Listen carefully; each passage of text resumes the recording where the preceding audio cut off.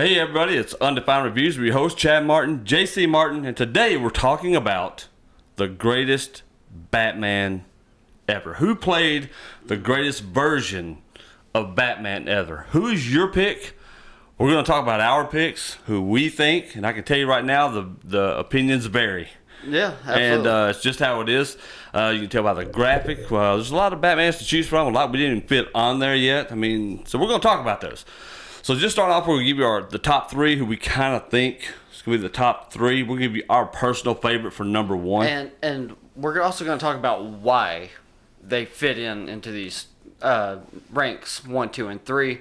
Because, outside of 3, there's really no real need to talk about the others. No, really not. But, once you get, for me, the difference between 2 and 1 is very minimal. So I'm going to kind of actually give the reasons why I think my number 1 is number 1 and why I put number 2 in that spot. There you go. Now, if you have a different top 3 that you would like to send us, just hit it down in the comments. Let us know. Remember to hit that like button. Subscribe to our channel so you get all the updates with all new content that we're putting out every week. So we appreciate it. So here we go. So number 3, who do you got? Number 3, after wrestling with this all night last night and most of today, I actually settled on Batfleck. Ben Affleck is my number 3 Batman. And the reason I gave him the number 3 spot here is because, his Batman wasn't an all-timer. I think Michael Keaton's is more memorable as a Batman. But you want to talk about presence, physicality, looking the damn part. Ben Affleck looked the part. I'm taller than Michael Keaton. I probably outweigh Michael Keaton by 40 pounds. I can guarantee you that Michael Keaton does not have one-punch knockout power, and that no one in their right mind is scared of Michael Keaton, even dressed up as a bat, running throughout the night. Now, granted, there's a lot wrong with Tim Burton's movies, in my opinion. There's, and I don't think it's, because I like Val Kilmer. I don't think there was a whole lot wrong with his Batman. There's some glaring things, but I put most of that on Joel Schumacher. But for me, Ben Affleck in third, looks the part, feels the part as far as the presence. I hate that, he was as old as he was going into it, because then that puts you in a position where you're going after the older Batman. But we got some of the cooler fight scenes that we've seen out of a Batman movie. Yeah. Affleck. But all the shooting, the bang shooting, murder. It's not Batman. And also, it's kind of stupid. Doesn't really delve into the whole being a detective thing. What's the point of being the world's greatest detective if you don't really detect anything? You mean to tell me that this big menace that you think that there is a threat to not only Gotham and Metropolis, but the planet Earth, known as Superman?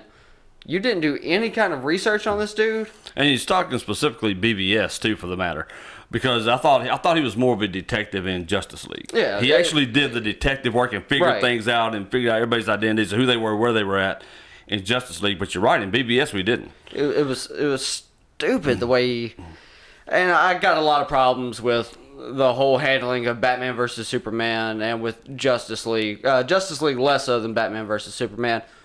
But I feel like as far as looking and feeling and just being the part by and large, I'll give it to Affleck at number 3. That's good. It's good. I think my number 3 would be, I'm gonna say it, Adam West. Okay. I love but it's nostalgic reasons. And that's why I put him in number 3, because I know who my number 2 are, and I stand by those 1 and 2 as far as that Batman presence. But Adam West belongs on a list. Yeah. I think because Adam West for the longest time was synonymous with Batman until Tim Burton made the first big Batman movie, and we got into all that. And Adam West to me was fun. It was a lot of innocent fun, but it got a lot of kids who just loved Batman. Yes, it was campy. There's no question about that. But he's a very beloved character, a very beloved Batman figure, and Adam West belongs there. With Adam West, with the campiness of that TV show and that movie, the comics were right in line with that, though. Well, and they were. The comics themselves at that time were very campy. That's right. They weren't just the super dark, ominous thing, the Batman that we know now. Like, no one was doing Batman in that style, not even DC. Even though, Batman's early days, he sported a gun, bang, bang. before they decided to change and retcon some of that. But, so, yeah. Remember the Rainbow Coalition Batman? Oh, Lord. I try to forget that. So stupid. The Rainbow Batman. Idiotic. But anyway, yeah, so Adam West makes our number 3. Who's your number 2? Number 2. This one kind of hurts me to say, but I feel it in my bones. Number 2, I'm going with Christian Bale. Oh, wow. The second greatest Batman. Now, I've heard people talk about this in different ways. Some people said, because the impressive thing was he was coming off that movie, The Machinist. Sure, yeah. Which he weighed like all of 26 pounds soaking wet. Got all anorexic looking and just bad. He basically, he was about 120 pounds, though. He had to put on roughly 100 pounds to play Batman. But he's 6'1". He looks the physical part, like the scenes that you see of him training in the Batman movies. The fight scenes that he did aren't the greatest fight scenes for a Batman. Some of them were kind of lazy, but I think that's less on him, more of the stunt fight choreographer and all that. But they were trying to make this grounded in realism. People have their problems with Bane and the third one, but that's not what this is about. This is about Batman himself. Christian Bale killed it as Batman. We saw the most well-rounded versions of Bruce Wayne, Batman. We got to see a little bit of the detective stuff, not as much as I would have liked. But there was a good bit of that in there. But he did that whole public playboy, the public image of Bruce Wayne, which was great. But on the backside, he was just vicious as Batman. He was. He was brooding, but he was out there to beat the hell out of people. And not only that, and I know people like to crap on the brooding Batman voice, but that voice isn't so much as a way to communicate with people as it is to let people know I'm not messing around, and if you don't give me the answers I'm looking for, I'm about to really mess you up. Yeah, oh no, I would agree with that. I'm number 2 for me. It's a toss-up. And I played with this for a little while, and I didn't know because I knew I was going to stick Adam West at 3. Right. So that means it leaves somebody out. But mine would have to be, it would have to be Bell/Keaton, and I'm just not sure which one I want it to. That's my problem right now, is figuring out which one I want, because whichever one drops to 4, whichever one I don't pick it to drops to 4 behind Adam West. Wow. All right, because they're not, neither one of them are number 1 in my book. So it's one of those two, but I like Bell's version for all the things you said. I love Michael Keaton's version because when Michael Keaton was cast as Batman, everybody's like, this is going to bomb so hard, and ended up being one of the biggest movies at the time. Right. Was pulled off perfectly. He played, in my opinion, a great Batman. He played a great brooding Bruce Wayne. He wasn't that over-the-top comedian that everybody up to that point just took him for. Beetlejuice and Mr. Mom and all those roles, Night Shift, all those different comedy roles that he was so famous for. And then he takes on Batman in The Dark Knight. And I loved his version of it. Now, I agree, he was nothing imposing. I thought the darkness of the movie, how it was shot, though, made up for a lot of that and what he was doing just by staying in the shadows and not fighting in the daylight, which we came to see in later movies. But I really liked his version. And on top of that, though, Christian Bale, again, he really encompassed the role, I thought, of Bruce Wayne and Batman to a point. I liked... Big gripe with the Keaton version, and it's not even Keaton. This is squarely on the shoulders of Tim Burton. And that was that he wrote Batman, or wrote Bruce Wayne as such a loner that Bruce Wayne, eccentric billionaire, head of Wayne Enterprises, goes out in public and no one knows who he is. No one knows who Bruce Wayne is in Gotham City. And everybody should know who Bruce Wayne is. And then they had to figure out, oh, that's Thomas and Martha Wayne's kid? Hey, did you know that they were murdered? Like, yes, everyone knows this. This is a well-established fact. That is true. Get out of here, Tim Burton. You're on crack. But at the time, it was pretty awesome. But I have to go. I do love Christian Bale's version of Batman to a point. And my gripe with that whole thing isn't so much his version of Batman as much as it is the trilogy in general. Mainly the last movie is what threw it off for me. But I didn't hate it. And believe me, what we're talking about here is minor things left and right. I mean, it's not that we hate any of these things. We're just talking about our personal favorite Batman. Christian Bale trilogy of Batman movies are by far the best series of Batman films. I would have to agree with that, for sure. Number 1, Oh, you didn't decide on who your number 2 is. I'm not going to decide. I can't decide. What? I can't make myself become two or three. We are committing to the bit, sir. If I have to do this, if I have to choose specifically in that, I have to go Christian Bale. I'm with it. I just have to go Christian Bale there. So we both have Christian Bale at number 2. You had Adam West at 3. Yes. And I had... Can't even remember off the top of my head. What, at number 3? Yeah, I got so wrapped up in doing this whole thing. Yeah, Batfleck. Yeah. So he's my number 3. Number 1 for me, and this is kind of weird to say because... But I'm going to have to agree with this, probably. I've talked about physical presence. I've talked about, looking the part, being the part, sounding the part, doing the detective bits and all that. But, man, ultimately, at the end of the day, when I think about Batman, I think of Kevin Conroy. And I know some of you will say, well, he wasn't in Batman movies. Just a voice actor. Just a voice actor. Well, yes, he was the voice actor.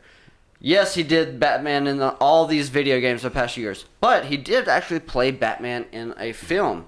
Mask of the Phantasm, while an animated film, was given a theatrical release back in 1993. Yep. But Kevin Conroy has played the voice of Batman since, 1991? And his 1990? His voice as Batman is iconic. When you hear it, you know it. All right. And he's what you associate with Batman when you hear his voice. It's like, oh my God, this dude If you have played scary. any of the Arkham games, watched any of the DC animated movies, the Batman animated series, Return of the Batman, or the new Batman animated series, Batman Beyond, any of those, you have heard the voice of Kevin Conroy. DC Universe, for all of you DCUO fans out there, that's Kevin Conroy still doing Batman. And, and for his Batman, it's been just as great that Mark Hamill has committed to playing the Joker for as long as he has. Absolutely. Because both these guys have been playing these roles for nearly 30 years. Which is insane to think of. And when you have Kevin Conroy's Batman, you always have Mark Hamill's Joker. And fun fact, Kevin Conroy will be Bruce Wayne in the CW's crossover Infinite Crisis on Infinite Earths. Can't wait for this. I'm excited about it. It's TV, of course, and it's not going to be the big budget thing, but for what they do, it's Kevin Conroy. It's Kevin Conroy. It's that voice on screen. Yeah, absolutely. Is what we're getting. So, what's your number 1 Batman? Oh, the most controversial pick of all, I think. It's Batfleck. Absolutely loved Ben Affleck's version of Batman. I loved his version of Bruce Wayne. I loved the version of Batman, especially in Justice League. And I would really love to see the Snyder cut and see exactly what we could have seen with that version of Batman. Yeah, but I got things to do. I wasn't as happy with, just like we talked about earlier, BVS. I think they really dropped the ball on a lot of that. Just all the way around. But as far as Batman and his version of Batman, it hits on all the notes you were talking about earlier. The best Batman choreography we've ever gotten in fight scenes. Yeah, absolutely. Was this. His presence as Batman at 6'4". I don't like that they did the older version of Batman. Could have kept his hair color for men in, and he'd have been passed as a 30-something-year-old Batman just fine. He was in great physical shape from what we saw on BBS, especially. Dude was jacked. He did. Ben Affleck did a great job. Batman. The stories didn't help Ben Affleck's case. No, that's the problem with it. But as far as him being Batman, he is my favorite version of what I've always wanted to see as Batman. He pulls off the presence of it. The Dark Knight. The Bruce Wayne character, because of the story that we got, we didn't get to see the Playboy be in there as much because of what he was doing, just really getting to the nuts and bolts of first the Batman versus Superman thing, and then, of course, Justice League. I loved Ben Affleck as Batman. The tragedy to me is we never got to see Ben Affleck because he's such a great director, a writer and director, that we didn't get to see his version of Batman, which by all accounts could have been epic, I think. If you'd have taken the reins off him, this is a problem DC has. Warner Brothers has. One of those, the issue is there somewhere, but they can't keep anything consistent. No, and so they're just, and I think that's been the biggest problem with all of it, is that they have no leadership, unlike Marvel, who has Kevin Feige steering that ship, and look how profitable and world. DC should just let another Kevin hold those reins. They need to do something Kevin Smith. It's sad because I think Ben Affleck would have been, if they would have given him some great stories and he could have directed his movie like he wanted to. He introduced Deathstroke. Right. That would be great with Joe Manganiello. That would have been so good. But that's the thing. But we'll never get to see it. It's another one of those missed opportunities that we talk about all the time. Now we're getting Robert Pattinson. Yeah. Now we're getting Sparkly Vampire Boy. I'm not going to go out here and say it's going to be awful or anything like that because of who they've got directing it. I think Matt Reeves is going to do a great job of it. I think that'll be fine. And I learned again from way back in Tim Burton when they cast Michael Keaton not to prejudge how an actor will do at any certain role. So, yeah, I can't wait to see it. Now they are changing everything up in that movie, so it's going to be fascinating to see. I'm just happy that we're going to get different characters in this movie than what we're used to seeing on screen. So only time will tell. Now, a lot of people are going to say, well, what about Lego Batman? Yeah, Will Arnett. Will Arnett was awesome as Lego Batman. Yes, he was great as Lego Batman. But the whole thing was a satire on Batman. Right. It wasn't Batman. Exactly. So I can't put Will Arnett in my top 3. I'll put him, like over George Clooney. Yeah, I didn't even mention Clooney or Kilmer or any of those. But I love Kevin Conroy. Still put Kilmer over Will Arnett, though. You know what? I'm taking out Bell and Keaton. Conroy, you can have that spot. Since I can't decide on either one of those, you can have the spot, buddy. Conroy gets that number 1 because spot. I still watch all the animated shows. I love the Batman animated series every time. He's just epic. That's why I've got the DC online subscription. I can go back and watch some of those great animated films that they got. And that's another thing, DC. Let those writers write your movies. Let those guys write your movies. Yeah, you can do it. What they do between their TV series that's actually on the CW, Arrow, Flash, Supergirl, Legends, now Batwoman. Go back into Smallville and things like that. Like, they've always killed it on the TV side and the animation side. All their cartoon series, animated films have always done well. It's just live action movies. DC cannot get it together, with the exception of Wonder Woman and Aquaman. Yeah, buddy. I love both of those. And I love Shazam. Shazam was fun for me. I love Shazam. But, I was talking to somebody about Aquaman the other night. Talked about it. Obviously takes place after Justice League. Yeah.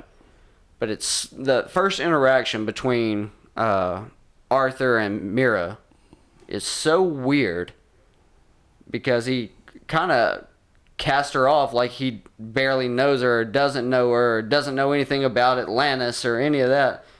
Like, bro, you've been down there. We saw you do it. Well, a lot of his thing was you just don't have anything to do with those people. Well, they figured they caused his mom's death, so he's like, nah. But the way the way the lines are written, and the things that Jason Momoa is forced to say in that moment feels so disingenuous and just flat out stupid because we know otherwise, because we've seen otherwise, because you showed us otherwise. But Jason Momoa.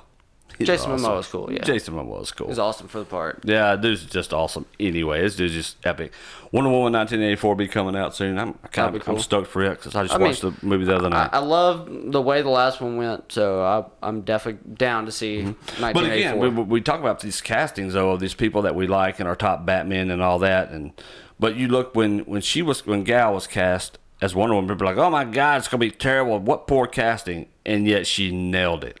Nailed the role and owns the role. I mean, she has done so good. Yeah. You can't really see anybody else. And I'm sorry, people want 5'6" women in there to be Wonder Woman. You can't. She's an Amazon. Right. First of all, be tall. She's got to be tall and look the part. And Gal, she's so awesome. Does a great job. Who are your top 3 Batmen?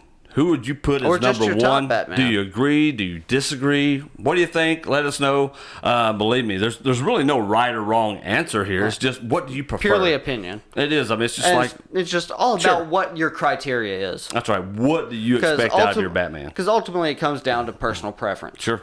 At the very end of it, just for me, it's especially because I grew up with Kevin Conroy, and he's stayed consistent throughout my life. Oh yeah. He started playing the role of Batman when I was like 2.